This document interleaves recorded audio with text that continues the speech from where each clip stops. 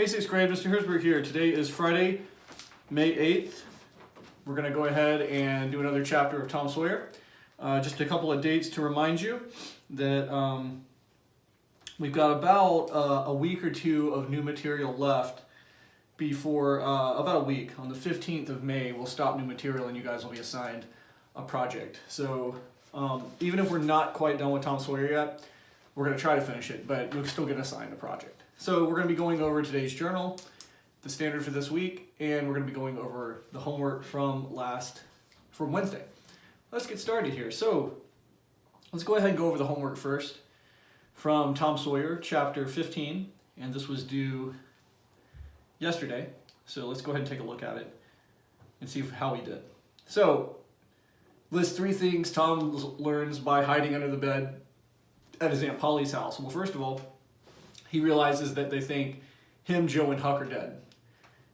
He also realizes that Joe's mother, Aunt Polly, actually punished him for the wrong reason. She punished him because she thought he had went into the refrigerator and taken Cool Whip, or the pantry, and taken some kind of a whipping cream without her permission, but in reality, she had thrown it out by mistake. So she punished him by mistake. And the third thing he learns is that they're going to be having a funeral for the boys in the next couple of days if they can't find the bodies. Compare Tom to the other boys.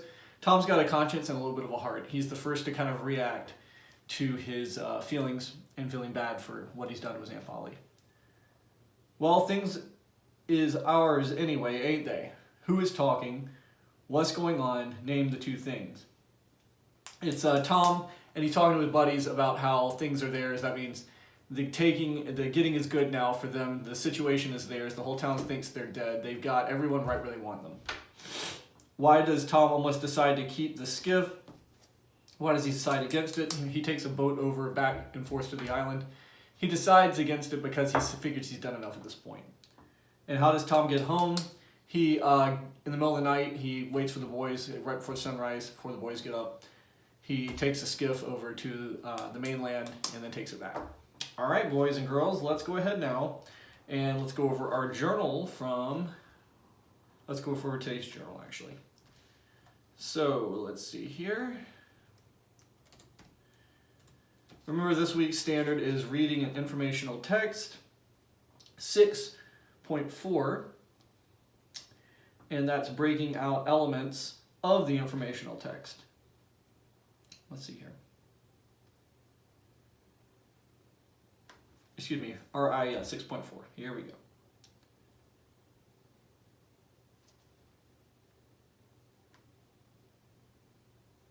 Okay, all right, so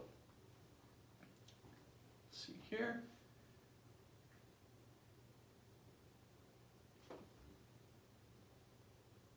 All right, sorry about that.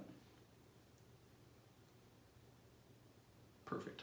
Okay, so today you're going to be reading about how the blind read using, of course, we learned they use Braille. But your job today, more specifically, is to circle what you think each word means. And there's 6 words. You need to number your Google Doc 1 to 6.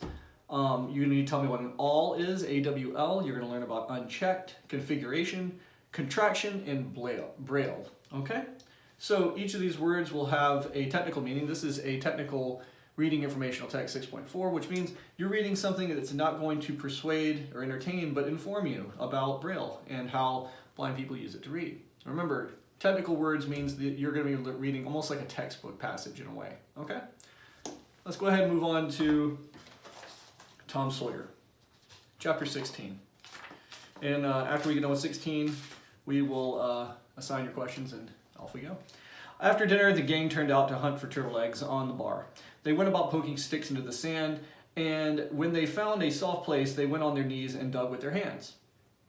Sometimes they would take 50 or 60 eggs out of one hole. They were perfectly round with white things a trifle smaller than an English walnut. They had a famous fried egg, and then an egg feast that night, and another fried that morning.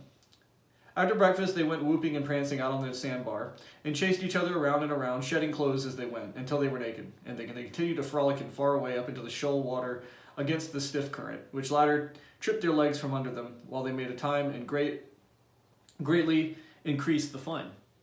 And now they stopped in a group and splashed water in each other's faces, with their palms gradually approaching each other with averted faces to avoid the strangling sprays, and finally gripped and struggling until the best man ducked his neighbor, and then they all went under in a tangle of white legs and arms and came up sputtering, laughing, and gasping for air, and one at the same time. When they were all exhausted, they would run out, sprawl on the dry, hot sand of the beach, and just lay there and cover themselves with it, and by and by a break for the water again, and go through the original performance once more. Finally it occurred to them that their skin represented flesh-colored tights, very faintly, so they drew rings in the sand and had a circus, with 3 clowns in it, none for yield the proudest post to his neighbor. Next they got their marbles and played knucks and ring-taw and keeps, till that amusement grew stale. Then Joe and Huck had another swim, but Tom did not venture, because he found that in kicking off his trousers he had kicked his string of rattlesnake rattles off his ankle, and he wondered how he escaped cramp so long without the protection of his mysterious charm. He did not venture without the protection again until he found it, and by that time the other boys were tired and ready to rest. They gradually wandered apart, dropped into the dumps, and fell to gazing longingly across the wide river to where the village lay drowsily in the sun. Tom found himself writing the words Becky in the sand with his big toe. He scratched it out and was angry with himself for his weakness. But he wrote it again, nevertheless. He could not help it. He erased it once more and then took himself out of temptation by driving the other boys together and joining them. By Joe's spirits had gone almost beyond resurrection. He was homesick, that he could hardly endure the misery of it anymore.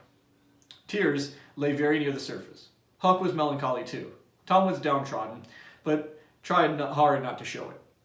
He had a secret in which he was not ready to tell yet, that this mutinous depression was not broken up soon. He would have bring it out.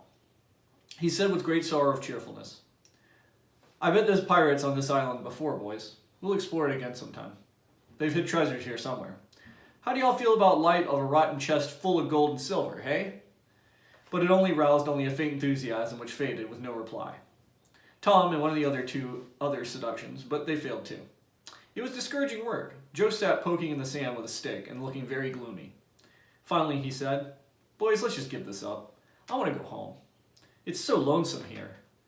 "Oh no, Joe, you'll feel better by and by," said Tom. "Just think of all the fishing that's to get here." "I don't care about fishing anymore, Tom. I just want to go home." "But Joe, there ain't much such another swimming place anywhere like this. Swimming's no good anymore. I don't seem to care for it. Somehow when there ain't anybody to say I shan't go in, go home." "Shucks! You want to see your mother, I reckon, too, don't you?" "Yes, I do, as a matter of fact. I want to see my mother, and you would too if you had one. I ain't any more a baby than you are, Huck." And Joe shuffled a little. "Well, then we'll let a crybaby go home to his mother then, won't we? Huh, Huck? Poor thing. Does it want to see its mother?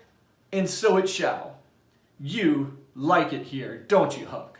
We'll stay, won't we?" Huck said, "Y-E-S," without even a heart in it. "I'll never speak to you again as long as I live," said Joe Harper, rising. "There now." And he moved moodily away from and began to dress himself. "Who cares?" said Tom. "Nobody wants you to go. Go long home and get laughed at. Oh, you're a nice pirate, Huck. And me ain't crybabies. We'll stay, won't we, Huck? Let him go if he wants to. I reckon we can get along without him, perhaps. Get out of here, Joe Harper." But Tom was uneasy, nevertheless, and was alarmed to see Joe go sullenly with his dressing. And then it was discomforting to see Huck's eyes eyeing Joe's preparations so wistfully, and keeping up such an ominous silence. Presently, without a parting word, Joe began to wade forward to the Illinois shore. Tom's heart began to sink. He glanced at Huck. Huck could not bear the look, and dropped his eyes. Then he said, "Oh, I don't know, Tom. I think I want to go too. It's getting very lonesome out here, and it's just going to get worse. Why don't we go, Tom?" "I won't do it, Huck. You can go if you want to. Stay if you want. Whatever." "Tom, I better go." "Well, go along without you. Who's stopping you?" Huck began to pick up his things, and then he said, "Tom, I wished you'd come too. Why don't you think it over? We'll wait with you until we can get back to shore together." "Well, you wait blame long time, that's all." Huck started sorrowfully anyway, and Tom stood looking after him with a strong desire tugging at his heart to yield to go along too. He hoped the boys would stop, but they still waded slowly on. He made one final struggle with his pride, and then darted off after his comrade, yelling, "Wait! I gotta tell y'all something!" They presently stopped and turned around. When they got to where they were, he began unfolding his secret, and they listened moodily till at last they saw the point of his conversation he was driving at, and then they set up a whoop of applause, and it was splendid. And he said if they told him at first, they wouldn't have started anyway. He made a plausible excuse, but this is a real reason he had been fearing not even the secret would keep them, with this very great length of time. And so he had meant to hold it in his reserves as last seduction. The lads came back and went on their sports again, and with a chattering all the time Tom's stupendous plan and admiring the genius of it. After a dainty egg and fish dinner, Tom said he wanted to learn to smoke, and now Joe caught at the idea and said he would like to try too. So Huck made pipes and filled them. These novices had never smoked anything before, but cigars made of grapevines and bits of the tongue and were never considered manly anyway. Now they stretched themselves back on their elbows and began to puff cheerily and were slender confidence. Their smoke had a pleasant taste, and they gagged a little, but Tom said, "Why, this is just as easy. If I'd have known this was all, I'd have learned this a long time ago." "So would I," said Joe. "It's nothing." "Why, many a time I've looked at people smoking and thought, well, I wish I could do that, but I never thought I could," said Tom. "That's just the way with me, ain't it, Huck? You've heard me taught just that way, haven't you, Huck? I'll leave it anyway, Huck, if you haven't." "Yes, heaps of times," said Huck. "Well, I have to," said Tom. "Hundreds of times. Once down by the slaughterhouse, don't you remember, Huck? Bob Tanner was there, and Johnny Miller, and Jeff Thatcher, and when I said it, don't you remember, Huck, about me saying that?" "Yeah, that's so," said Huck. "That was the day after I lost a White Alley. No, I think that was the day before." "Well, there, I told you so," said Tom. "Huck recollects it. I believe I could smoke this pipe all day. I don't feel sick one bit." "Neither do I," said Tom. "I could smoke it all day, but I bet you know that what Jeff Thatcher couldn't." "Jeff Thatcher, why, he couldn't keel over with 2 draws. Just let him try it once. He'd see." "I bet he would." "And Johnny Miller, I wish he could see Johnny Miller could tackle it once." "Oh, I don't," said Joe. "Why, I bet you Johnny Miller couldn't do any more than nothing. Just one little sniffer, that'll fetch him." "'Deed it would," Joe said. "Say, I wish the boys could see us now." "So do I." "Say, boys, don't say anything about it, and sometimes they'll all around. I'll come when you say, 'Joe, you got a pipe? I want to smoke.' And you'll say, kind of careless like, as if it weren't nothing to you, and you'll say, 'Yeah, I got my old pipe and another one, but my tobacco ain't very good.' And I'll say, 'Oh, that's all right, if it's strong enough.' And then you'll all out with the pipes, and we'll light them up just as calm, and then just see them. By jings, that'd be great, Tom. I wish I was now." "So do I. And we'll tell all the boys we learned when we was off pirating. Won't they wish they'd be us?"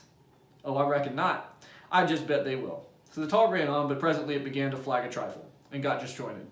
The silence widened, the expectations marvelously increased. Every pore inside the boys' cheeks became a spouting fountain. They could scarcely bail out the cellars under the tongues fast enough to prevent an inundation. Little overflowings down their throats occurred, in spite of all they could do, and sudden retchings followed every time.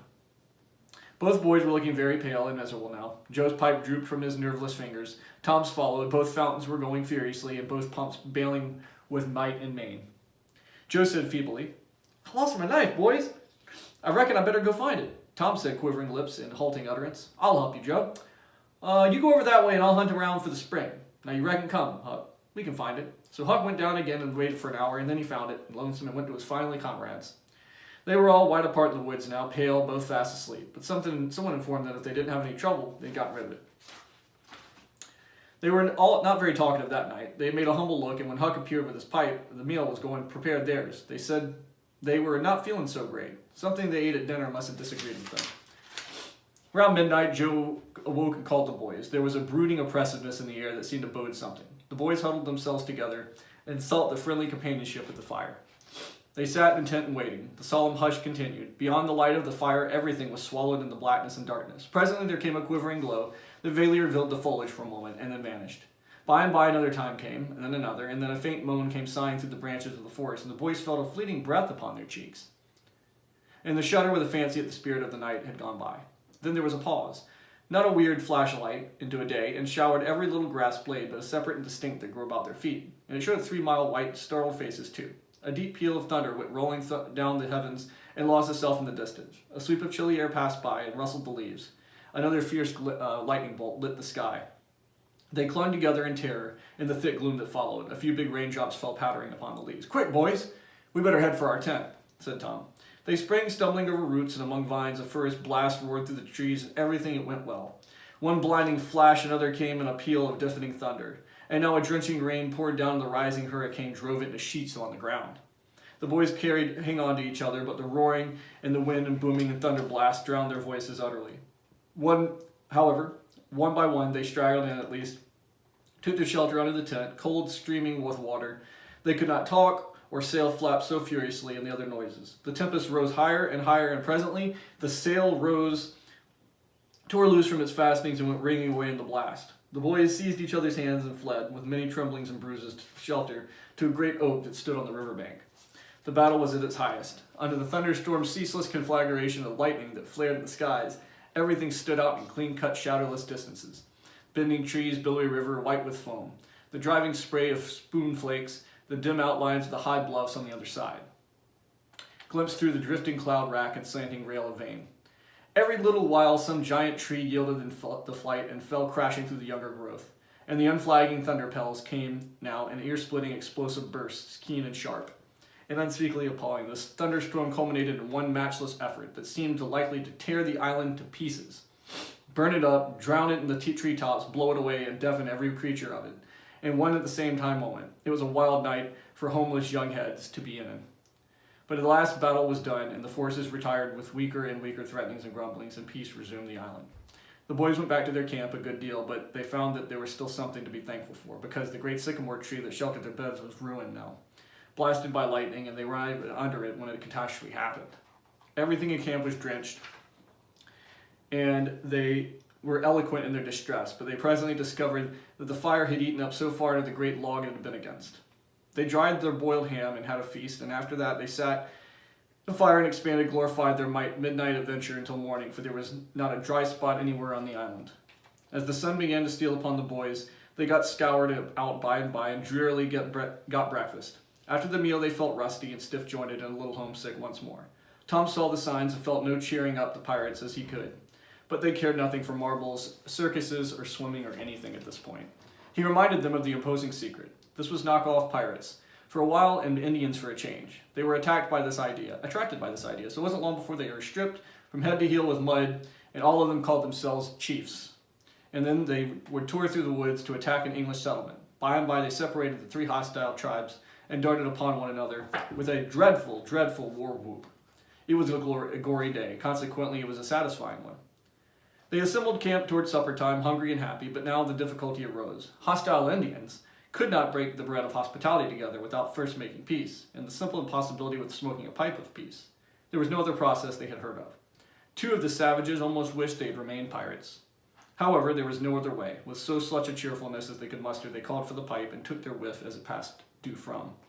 And behold, they were glad they had gone into savagery, for they had gained something they found they could not smoke a little without having to go and hunt for their lost knife. They did not get sick enough to be seriously uncomfortable. They were not likely to fool away in this high promise for lack of effort. Nope, they practiced cautiously after supper, with fair right success, and so they spent jubilant evenings. They were prouder and happier in their new acquirement, now that would be scalping and skinning of the Six Nations. We will leave them to smoke and chatter and brag, since we have no further use for them at present. Alright, that's the end of chapter 16. Just understand in this chapter that Tom, Joe, and Huck are back to their old tricks again. Tom almost lost Huck and Joe Harper to homesickness, but he told him his plan of wanting to go back to town just at the right moment during their funeral and crash it, so everyone thought they were dead, and then they surprised everybody. And of course the boys love this idea because they're boys, so they stay on the island a little bit more. They act like at one point they get tired of being pirates, so they decide they're going to be Indians now, and the thunderstorm is kind of one of those things that almost scared them to death, though. It destroyed most of the island, but they're holding true to their plan. So they're being brave up to this point. So make sure you answer your questions. I'll be at the Google Meet from 1 to 1:30. I will talk to you guys later.